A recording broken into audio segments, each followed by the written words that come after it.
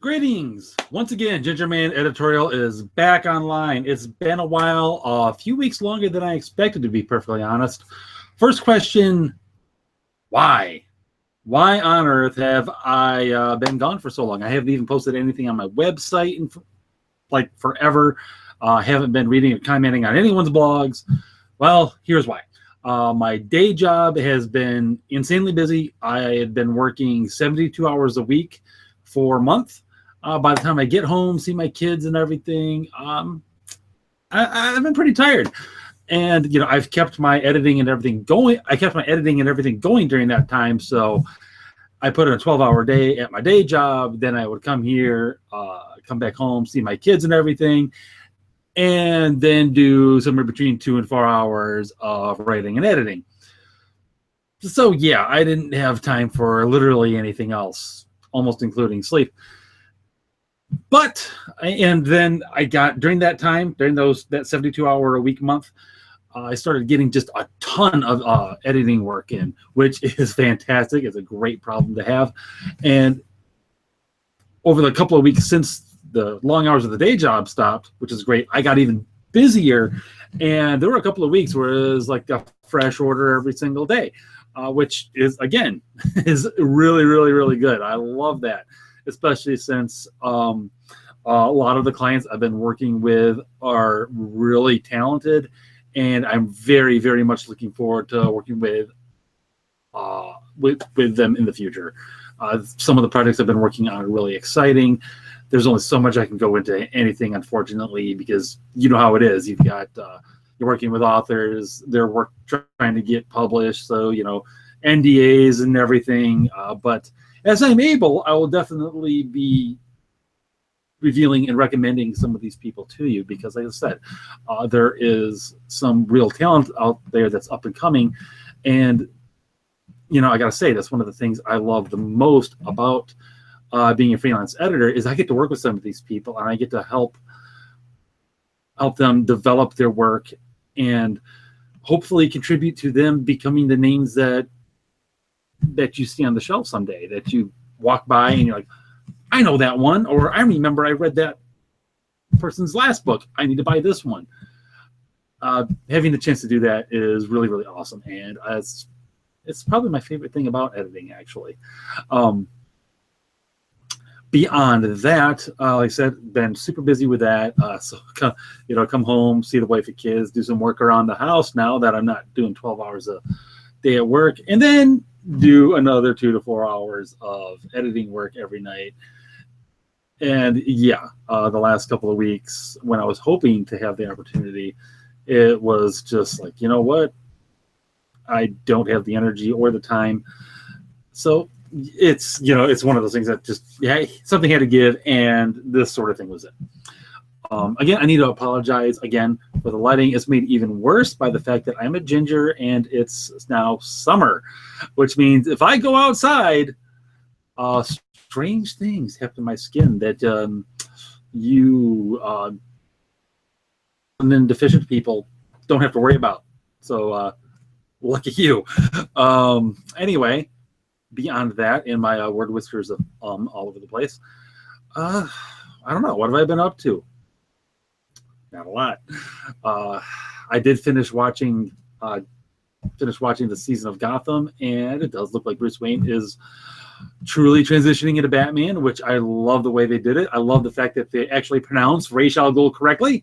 Yes, for people who are casual Batman fans who only know it from the you know, from the movies, maybe you vaguely remember certain other things. It's almost always pronounced Raz. And to be fair, that's how it looks when it's written down. But nerds like myself are like, no, it's Raish, dang it. So they finally got that right. So thank you, whoever you people are working on Gotham over at Fox. Good for you. And again, the way they handled that transition where Raish was trying to make, was just as in the comics, trying to make Bruce his heir and everything, that was done really well. I'm a little confused as to what it was that he was doing with the Court of Owls in the first place, because as soon as his surrogate enters the scene, he's like, well, we're going to destroy the court owls. Well, why?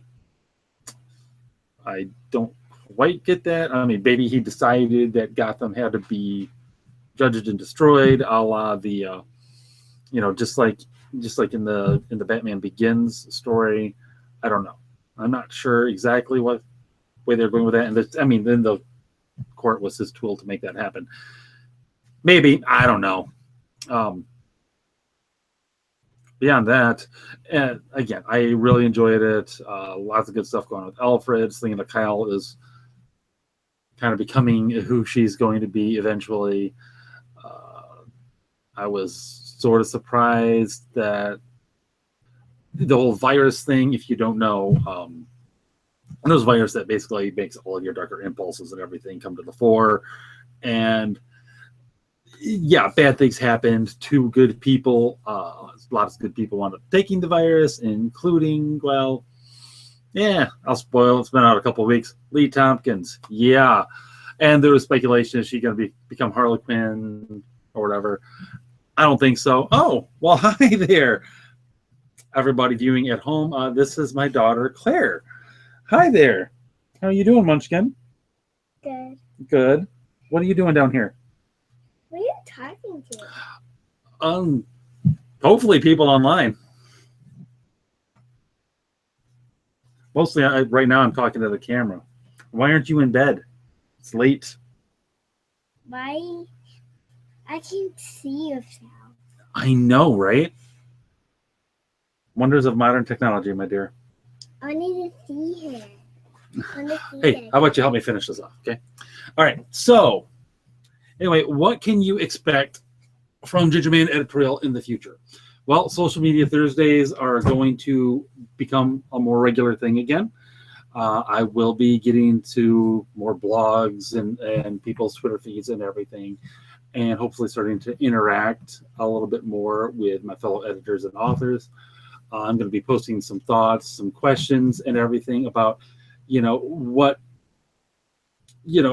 my fellow editors. What do you do with difficult clients? Not that I've had many. I actually have been really thrilled by the fact that I can count the number of difficult clients that I've had on literally one hand, which, makes me really happy. And even those haven't been that difficult, to be perfectly honest. But still, I'll be curious to know, what do you guys do with that? And other things too, favorite genres to work on. How do you go about, editors also like to be writers. And how do you go about making time for your own stuff that you want to create when other people are, constantly paying you to help you with theirs?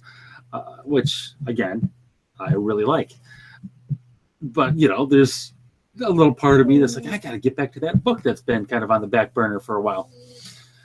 So, I just some of the questions that I'm going to be asking, I'll go into more detail and everything as I, do a video or an article on those sorts of things.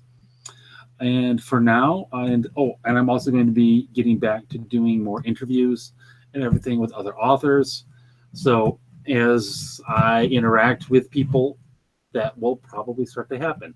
Also expect maybe some more commentary on movies and TV and whatnot.